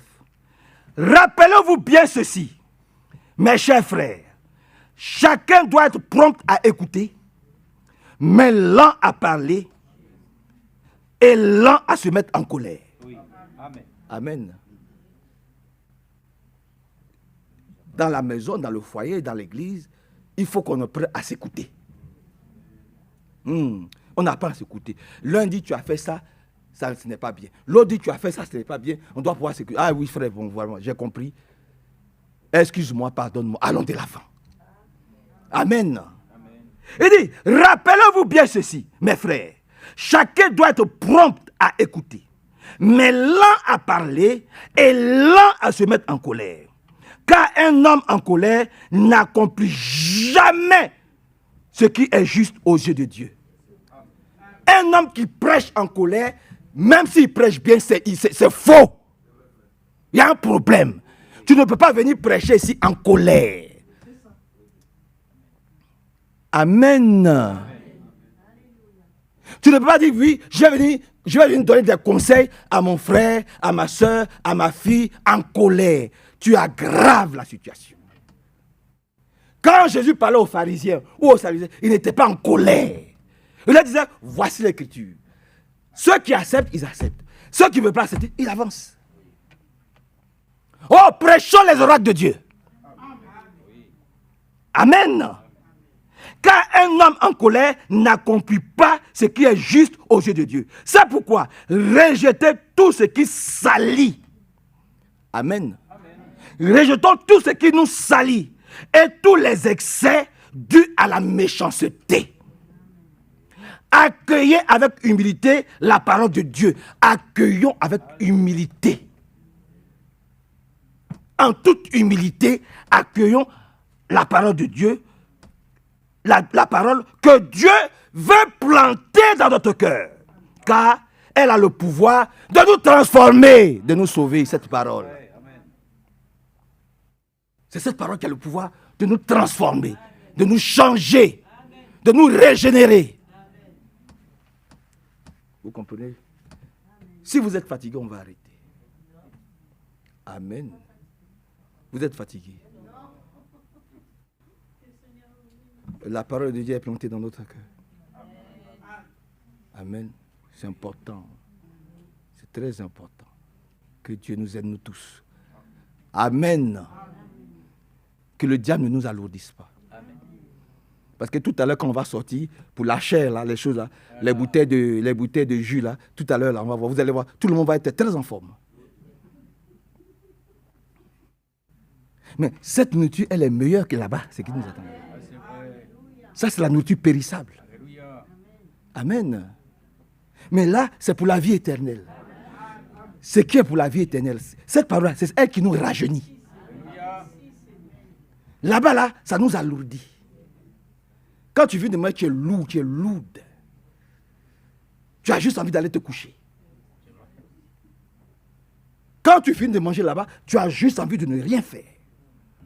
Vous comprenez? Oh, le monde passe. La parole de Dieu demeure éternellement. Et nous ici, là, nous sommes en train de nous préparer pour aller au ciel. Dans toutes les religions, les gens parlent des paradis. Les gens disent, viens avec nous, tu vas être sauvé. Celui qui sauve là, tu le connais, il s'appelle le Seigneur Jésus. Oui. Amen. Amen. Alléluia. Que Dieu nous aide et que Dieu nous bénisse beaucoup. C'est pourquoi rejetez tout ce qui salit et tous les excès dus à la méchanceté. Accueillez avec humilité la parole que Dieu plante dans votre cœur, car elle a le pouvoir de vous sauver. Au nom de Jésus-Christ. Éphésiens 5. Éphésiens au chapitre 5. Regardez ce qui est dit ici. Éphésiens au chapitre 5. Éphésiens 5. Alors, lisons seulement. Lisons les oracles de Dieu. Éphésiens chapitre 5. Non, on peut même aller, avant d'aller à Éphésiens 5, on peut aller à Éphésiens 3. Allons dans Éphésiens 3. Éphésiens chapitre 3.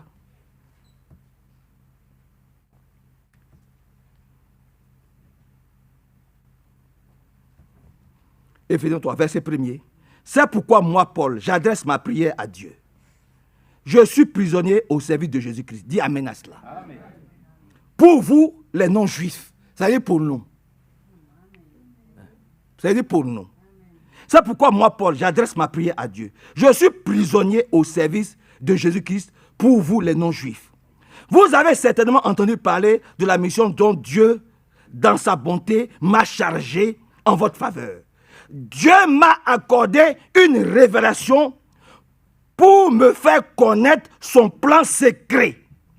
J'ai écrit plus haut quelques mots à ce sujet. Et en les lisant, vous pouvez comprendre à quel point je connais le secret qui concerne le Christ.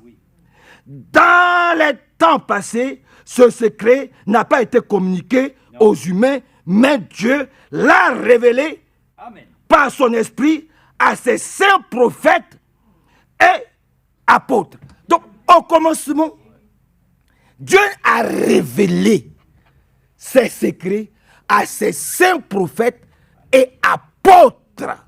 C'est à eux que Dieu a révélé la chose. Et c'est eux qui pouvaient venir, alléluia, pour dire, ainsi dit le Seigneur, est ceci ou est cela. Maintenant, descendons un peu. Descendons un peu dans Colossiens au chapitre 1. Allons dans Colossiens au chapitre 1. Il est dit quoi là-bas dans Colossiens au chapitre 1?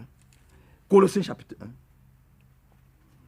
Colossiens chapitre 1, verset 24, pour être dans le contexte, verset 24. Maintenant, je me réjouis des souffrances que j'éprouve pour vous. Car, en ma personne, je complète ainsi ce qui manque encore aux souffrances du Christ dans son corps, qui est l'Église. Amen. Vous suivez, hein? C'est très important ce que nous sommes en train de dire. Maintenant, je me réjouis des souffrances que j'éprouve pour vous. Car, en ma personne, je complète ainsi ce qui manque encore aux souffrances du Christ dans son corps, qui est l'Église. Je suis devenu serviteur de l'Église conformément à la mission que Dieu m'a confiée à votre égard. Il m'a chargé d'annoncer pleinement son message, c'est-à-dire le plan secret qu'il a tenu caché depuis toujours à toute l'humanité, mais qu'il a révélé maintenant à tous les croyants. Le mystère qui était caché et qui n'était révélé qu'aux apôtres et aux prophètes, ce mystère, ce plan secret de la rédemption a été révélé maintenant à chacun d'entre nous.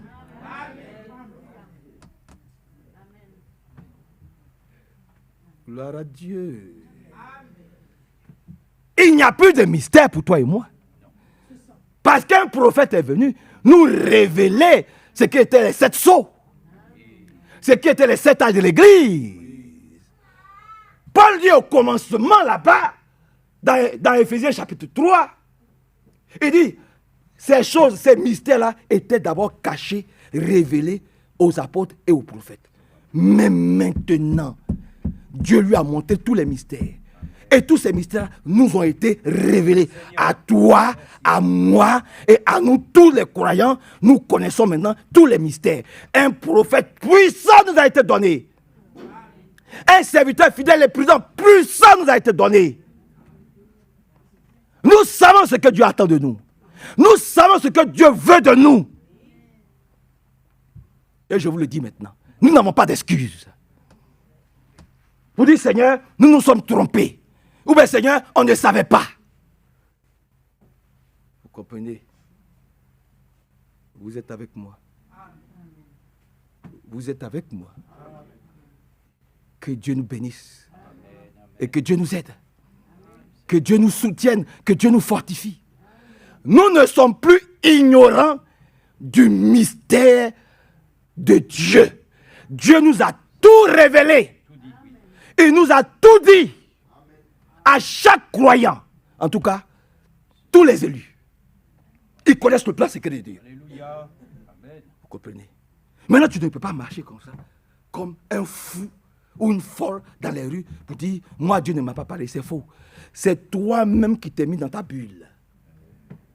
Tu te mets dans ta petite bulle, tu t'enfermes toi-même, tu t'emprisonnes toi-même, tu es dans ton monde, et puis tu marches comme ça. Mais un matin, tu vas faire une dépression.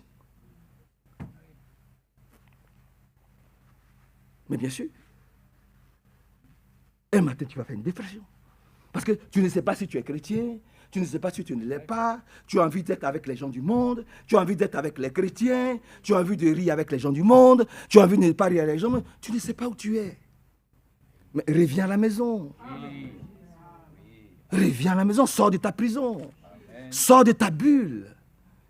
Marche avec ceux qui te ressemblent. Tu es un aigle. Ne marche pas avec le poulet. Le baptême, mais bien sûr, ma fille, nous sommes des aigles. Un aigle au milieu d'un poulet, ça ne va pas. Il mange n'importe quoi, ça fait c'est-à-dire, ça fait désordre. Tu es un aigle. C'est pour ça qu'ils ne te comprennent pas. Parce que tu n'es pas comme eux. Ils sont tout le temps en train de manger du n'importe quoi. Mais toi, tu dois manger de la nourriture fraîche, de la viande fraîche. Amen. Amen. Tu ne manges pas la nourriture d'hier. C'est pour ça que tu ne te sens pas bien au milieu d'eux. Mais reviens avec les siens. Reconsidère ta position. Reviens à la maison. Ici, au moins, on peut se fâcher les uns comme des autres, mais on continue. Oh, que Dieu soit loué.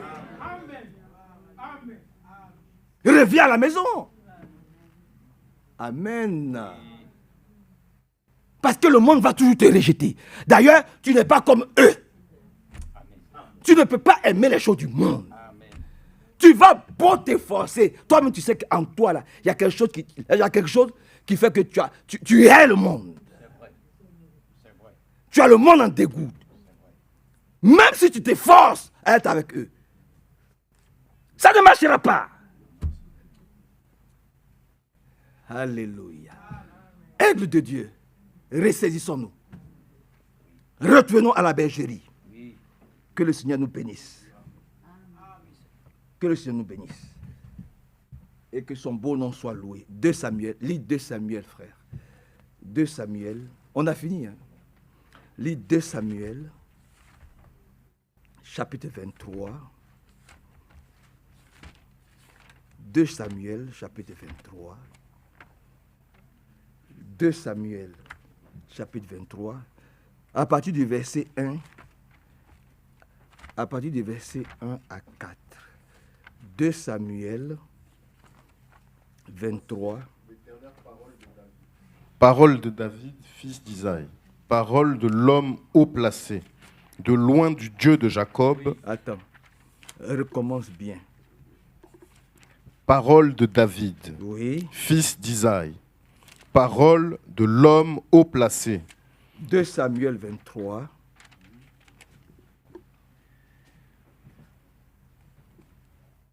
« 2 Samuel 23, 1 à 4. Non, 1 Samuel. 1 Samuel. 1 Samuel 23. Oui, oui. 1 Samuel. 1 à 4. Est-ce que c'est ça? On vint dire à David... Voici les Philistins ont attaqué Keïla, oui. Et ils pillent les airs. C'est ça. David consulta l'Éternel en disant, irai-je et battrai-je ces Philistins? Et l'Éternel lui répondit, va, tu battras les Philistins et tu délivreras Keïla. Mais les gens de David lui dirent, oui. Voici, nous ne sommes pas sans crainte ici, même en Juda. Oui. Que sera-ce si nous allons à Keïla contre les troupes des Philistins? Oui. David consulta l'Éternel. Et l'Éternel lui répondit, lève-toi, descends à Keïla, car je livre les Philistins entre tes mains. Non, va dans 2 Samuel, il y a quelque chose que je veux voir. Va dans 2 Samuel 16, 23. 2 Samuel 16. C'est pas ça. 2 Samuel 16. Excusez-moi, 2 Samuel 16, verset 23. Il y a quelque chose de merveilleux là-bas. Les conseils donnés en ce temps-là par Achitophel oui. Avaient autant d'autorité voilà. Que si l'on avait consulté Dieu lui-même. Attends, je recommence. Vous êtes avec moi. Amen. Il dit, en ce temps-là, un conseil donné par Ahitophel était aussi écouté qu'une parole de Dieu lui-même. Autant David qu'Absalom se conformaient à tous ses conseils. Dis Amen. Les paroles que Dieu a données à frère Franck, les paroles que Dieu a données à frère Branham, ce ne sont pas des paroles d'homme. Ton amen est bien faible. Amen. Ce ne sont pas des paroles d'homme. Je vous le dis, ce sont des paroles de Dieu. Amen. Ce sont des paroles bibliques. Ce sont des paroles inspirées. Ce n'est pas la première fois que des hommes ont parlé de la part de Dieu et puis on a considéré leurs paroles. Ici, il s'appelle Ahitophel. Ces paroles étaient autant écoutées. Et chaque fois que quelqu'un va se tenir ici pour annoncer les oracles de Dieu, nous devons tous écouter. Oui. Quand Ahitophel parlait de la part de Dieu, la Bible dit, même David, même Absalom, lisez, même David, qu'Absalom se conformait à tous ses conseils. Aujourd'hui, c'est difficile de se conformer aux conseils des hommes de Dieu. Ça devient difficile qu'un homme de Dieu a dit, ah, je pense que voilà comment on est. Mais les gens ne l'écoutent pas.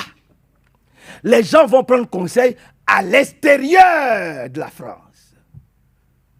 À l'extérieur. Le vrai berger ne se trouve pas en France. Il se trouve quelque part au loin là-bas. C'est lui qu'on consulte. C'est lui qu'on écoute. C'est lui qu'on suit. Maintenant, quand ça se gâte, là, maintenant, on revient vers les serviteurs locaux. Que cela ne soit plus cité au milieu de nos frères. Que cela ne soit plus cité au milieu de nous. Ahitophel était consulté parce que ses paroles étaient considérées comme les paroles de Dieu. Mais personne ne consulte personne aujourd'hui. Personne ne veut parler à personne aujourd'hui. Chacun garde son problème avec lui et puis il transporte son problème et il devient prisonnier de son problème. Seigneur, délivre-nous. Amen. Guéris-nous. Amen. Sauve-nous. Arrache-nous. Oh Seigneur, de cette mort certaine qui est en train d'arriver. Seigneur, guéris-nous. Vous comprenez, c'est important. C'est important. C'est important. Ouvrons nos bouches, parlons. Parlons-nous. Tu es malade, viens, on va prier pour toi. Amen. Tu as un projet, viens, on va prier pour toi. Il faut se parler. Dans l'église, c'est comme ça. Il ne faut pas attendre que ça se gâte. Quand il y a des difficultés, maintenant tu ne sais plus où mettre la tête. C'est maintenant que tu viens. Et quand on va prier pour toi, que ça ne marchera pas, je vais dire, ouais, ils ont prié pour moi, ça n'a pas marché. Mais le problème dure depuis combien de temps, combien d'années il y a eu ce problème, et puis tu n'as pas dit. Que Dieu nous aide. Que Dieu nous aide, frère. Que Dieu nous aide. Et que Dieu vienne à notre secours. Amen. Acte 7, 38. Acte au chapitre 7. Je peux lire au moins un passage encore, ou deux. Vous êtes fatigués. Acte, chapitre 7. Je vais te dire à partir de quel verset. Acte 7. Il a dit quelque chose aussi là-bas que j'aimerais pas que nous puissions partager. Acte chapitre 7. Acte 7. Commence à partir du verset 35. Ce Moïse qu'ils avaient renié en disant, qui t'a établi chef et juge? C'est ça. C'est lui que Dieu envoya comme chef et comme libérateur avec l'aide de l'ange qui lui était apparu dans le buisson. Attends. Moïse était au milieu d'eux en Égypte. Moïse était dans la maison de Pharaon. Moïse pouvait rester dans la maison de Pharaon. Il était considéré comme prince de Pharaon. Mais il voyait que son peuple souffre. Donc il a voulu aider son peuple. Ils l'ont rejeté. Ils l'ont rejeté. Ils lui ont dit, mais qui t'a établi sur nous? Et aujourd'hui, beaucoup de gens le disent dans leur cœur. Mais ceux-là, qui les a établis sur nous? C'est Dieu qui nous a établis.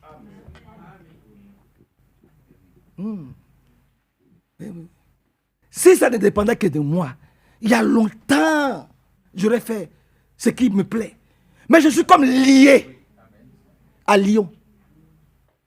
Amen. Amen.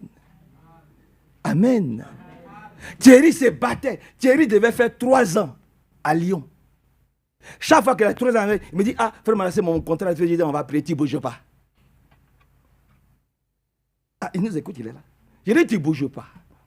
Le contrat, c'est 3 ans. Quand ça finit, on prie, on vient ici. On prie. Je dis, tu ne vas pas. On lui ajoute encore 3 ans. Amen. Ça fait 6. Il dit, bon, maintenant il faut que j'aille. Je dis, tu ne bouges pas, on a besoin de toi encore ici. Amen. On vient, on prie.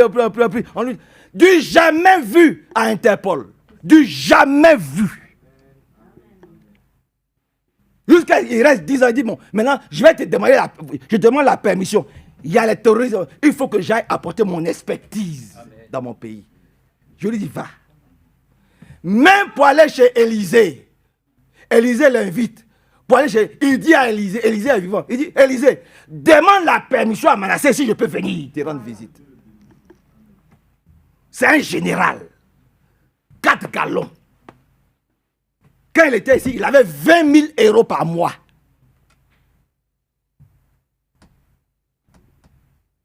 Tu as combien par mois? Lui, il avait 20 000 euros par mois. Général. Interpol. Il dit à Élysée, si Manassé ne me donne pas la permission de venir te rendre visite, je ne viens pas. Et vous ne voulez pas que Dieu le bénisse. Il est aujourd'hui directeur général de la police là-bas, au Burkina là-bas. T'as dit, l'obéissance, ça ne trompe pas. Ça ne trompe pas. Il n'a pas regardé ses galons. C'est pour ça que je dis, quand je vois les jeunes ici, je vois ce jeune pilote. C'est un pilote d'avion. Il conduit ce jeune pilote. Je vois les Billy Paul, les Medeiros. Voilà un, il est professeur à l'université, là-bas. Quand je les vois, et puis ils sont assis là, ils sont en train de... Je dis, mais gloire à Dieu! Quelle humilité! Mais des gens qui n'ont rien, qui sont rien, ils bandent leurs muscles. Mais voilà des jeunes pilotes qui sont là. Des ingénieurs, des grands informaticiens. Des gens qui travaillent, ils sont cadres à Renault. Et ils sont là tranquillement. Ils se sont mis au service de Dieu. Tu leur dis, va, ils vont. Viens, ils viennent. Mais que Dieu vous bénisse encore. Alléluia. Que Dieu vous bénisse. Hein? Vous comprenez? Ils écoutent. Parce qu'ils savent que leur bénédiction est liée à ce que Dieu a établi localement. Vous ne voulez pas qu'on dise, on va le dire. Si ça ne vous plaît pas, ça ne vous plaît pas. Allez-y continuer à consulter ce que vous voulez. Que Dieu nous aide. Et que Dieu nous bénisse beaucoup. Le temps est arrivé où l'ordre doit être mis partout. Vous comprenez? Alléluia. Quand de grands hommes comme ça, des grands généraux, même pour bouger, ils le disent, ils le demandent. Élisée me dit, laisse venir Thierry. Élisée, il est vivant. Il est à Salon de Provence. Elle va là-bas. Il me dit, là, j'ai dit, Thierry ne bouge pas. Il reste avec moi ici. Le jour où je vais, Thierry va venir. Que Dieu soit béni. Que Dieu soit loué. Que Dieu soit exalté. Vous comprenez? Mais que Dieu soit béni, loué. On ne bénit pas Dieu, n'est-ce pas? Donc vous avez compris. Hein? Que Dieu vous bénisse beaucoup. Alléluia. Acte 7. Descends un peu. C'est lui qui les fit sortir d'Égypte. C'est lui qui les a fait sortir d'Égypte. En opérant des prodiges. Celui qu'ils ont rejeté. Celui qu'ils ont dit, qui t'a établi sur nous? Tu es qui? Tu n'es rien, Moïse. Tu es un fuyard. Mais c'est lui que Dieu a encore utilisé 40 ans plus tard pour les faire sortir d'Égypte. Un bras puissant. Continue un peu. C'est lui qui les fit sortir d'Égypte. C'est lui qui les a fait sortir d'Égypte. En opérant des prodiges. En opérant des prodiges. Et des miracles. Et de grands puissants miracles. Au pays d'Égypte. Au pays d'Égypte. Poursuis. Au sein de la mer Rouge. Au sein de cette grande mer Rouge. Et au désert pendant 40 et ans. Et dans le désert pendant 40 ans. Qu'est-ce qui s'est passé là-bas? C'est ce Moïse qui C'est dit ce Moïse-là. aux fils d'Israël, oui. Dieu vous suscitera d'entre vos frères Dieu va vous susciter dans vos frères un prophète comme moi. Un puissant prophète, le Seigneur Jésus-Christ. C'est lui qui, lors de l'assemblée au désert, oui. étant avec l'ange qui lui parlait sur la montagne de Sinaï, et avec nos pères, reçut des oracles vivants. Il a reçu des oracles vivants. La parole de Dieu est vivante. Amen. Et les morts ne peuvent pas recevoir une parole vivante. Permettez que je n'aille pas dans les détails. Un mort, il faut chanter, il faut danser autour de lui, il faut crier, il faut faire tout ce que tu veux. Amène une fanfare. Les Africains, on aime bien faire du bruit. Autour des cadavres. Là. Il est couché là. Le cercueil est là. On amène des fanfares. On amène des orchestres. Ça danse. Ça tape le table. Est-ce que le mort se lève? Il n'entend pas, il est mort. Donc, la parole de Dieu est vivante. Si nous sommes vivants, nous allons l'écouter, nous allons comprendre, nous allons recevoir quelque chose. Si nous sommes morts, nous ne recevrons rien. Comment tu dois savoir que tu n'as rien reçu? C'est que quand je vais me taire, quand l'Esprit va me dire de me taire et qu'on va sortir ici, on va te demander, qu'est-ce que tu as reçu? Quoi? Je ne sais pas. Frère Massé, il a dit quoi? Je ne sais pas. Tu as tout oublié. Tu as tout oublié. Par contre, tu n'as pas oublié ce que tu as mangé ce matin. Si tu as pris un croissant, si tu as pris du café, si tu as pris du thé, tu te rappelles. Mais ça, ce sont des choses mortes. Mais ce qui est prêché ici, si on te demande quel verset nous avons lu au départ, beaucoup ne se souviennent pas de ce que nous avons lu au départ. C'est comme ça que tu peux connaître à quelle position, à quel niveau de foi tu es arrivé. Vous êtes avec moi? Je suis en train de nous situer. Si tu veux savoir à quel niveau de foi, de vitalité tu es, c'est lorsque tu te souviens de ce qui a été prêché. Tu te souviens de ce que Dieu t'a dit. Ce jour-là, à Jérusalem, on a dit, homme frère, quand Pierre a fini de parler, on dit, homme frère, qu'est-ce que nous devons faire? Nous aussi pour être baptisés du Saint-Esprit. Donc, ils ont écouté. Mais nous, si on nous dit, quels sont les versets bibliques que nous avons lus? Peut-être ceux qui ont noté, mais ceux qui n'ont pas noté, mais beaucoup ne s'en souviennent pas. C'est comme ça que tu peux juger à quel niveau de foi tu es. Si ta foi, elle est vivante ou si ta foi, elle est morte. Et lorsque tu sais que ta foi est morte, parce que tu ne te souviens pas de ce que Dieu t'a dit, parce que moi, au travail, lorsque mes responsables me donnent des consignes, eh bien, je m'en souviens. Et vaut mieux que je m'en souvienne. Amen. Lui, quand il est dans son avion, amen, quand il est dans son avion, il faut qu'il se souvienne de tous les... C'est pas ça, c'est pas vrai. C'est ça ou bien c'est pas ça? Quand tu montes dans ton avion, tu oublies tout. Et puis l'avion va aller tout seul. Ah, tu te souviens? Tu es obligé de te souvenir. Tu es condamné de te souvenir. Mais si tu ne te souviens pas, qu'est-ce qui peut arriver? Parle dans le micro. Mais tu finis par terre. Mais parle bien. Tu finis comment par terre? C'est-à-dire... Tu t'écrases. Mais tu t'écrases. Tu te craches. Ici aussi. Si tu ne te souviens pas de tout ce que Dieu te dit, si dès que tu rentres dans l'église, tu ressors vide de l'église, comme si Dieu ne t'a pas parlé, mais le petit démon qui t'attend dehors là, mais il va te terrasser. Il n'y a qu'un petit mot de tête là, une petite fin, va crier, oh frère, c'est fait, vite, on va aller à la maison. Tu vas aller à la maison, tu vas faire quoi à la maison? Vous voyez, c'est là où nous devons combattre les ruses du diable. en disant, Seigneur, permets-moi de ne pas oublier ce que tu me dis. Et ça même, par simple respect. Quand on dit on respecte quelqu'un, quand il te parle, tu l'écoutes bien. Tu essaies de retenir ce qu'il te dit. Quand tu respectes quelqu'un, quand il te parle, tu fais attention à ce qu'il te dit. Tu respectes ce qu'il te dit. Mais quand tu t'en fous, c'est que tu ne le respectes pas. Si nous aimons Dieu, nous retenons ce qu'il nous dit. Nous faisons attention à ses conseils. Pourquoi? Mais c'est parce que nous savons que il vient nous chercher pour nous amener là-bas. Dieu vient chercher sa parole en nous. Bon, maintenant, ici, là, toi, moi, là, quelle est la parole de Dieu qui est en nous? Il va venir chercher quelle parole? Où aucun de nous ne peut même retenir, même ne serait-ce qu'un seul verset biblique. Il n'y en a pas. Dieu vient chercher sa parole. Vous pensez que Dieu vient prendre des coquilles vides?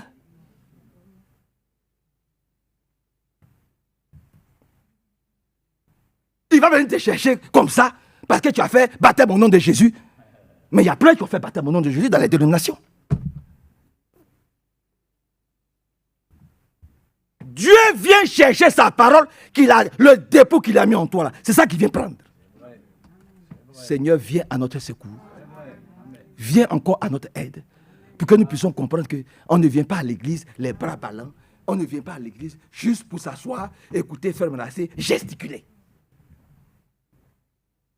Quand tu viens à l'église, premièrement, c'est pour que tu puisses être en bonne santé, spirituellement. Tu dois dire, Seigneur, voilà la maladie spirituelle qui me ronge. Je ne sais pas retenir les versets bibliques. Je ne sais pas lire un verset biblique. Je ne suis pas attentif. Quand le prédicateur prêche, je dors. Et quand je dors, c'est comme si je m'en fous de ce que tu dis. Tu peux t'arrêter devant ton chef. Il va te parler, puis tu vas dormir sur ton bureau. Jamais. Mais pourquoi tu le fais devant Dieu? C'est que tu ne l'as jamais connu. Ton patron, là, tu le connais. Moi, mon responsable HSE, Madame Bio, elle va venir, elle va s'arrêter. Non, au contraire, je viens avec un bic et puis une feuille. Et puis, je note tout ce qu'elle me dit, je note. Demandez à ma fille, Meda, qui est là. Elle va te dire, fais tel plan de prévention, fais telle chose, permis de travail. Va contrôler telle entreprise extérieure. Elle doit rendre compte. Non, je ne dois pas rendre compte à Dieu du travail qu'il m'a confié. Alors, vous comprenez que ce n'est pas un jeu, mais que Dieu vraiment vienne à notre secours et que nous puissions avoir une oreille attentive lorsque ceux qu'il a établis, lorsque ceux qu'il a mandatés apportent la parole, nous puissions écouter précieusement ces paroles-là et dire, Seigneur, rends ces paroles vivantes dans ma vie. Que je ne sorte pas vide, comme je suis venu vide, mais que je reçoive au moins quelque chose. Amen. Amen. Amen. Arrêtons-nous là. Arrêtons-nous là. Que Dieu vous bénisse. Amen.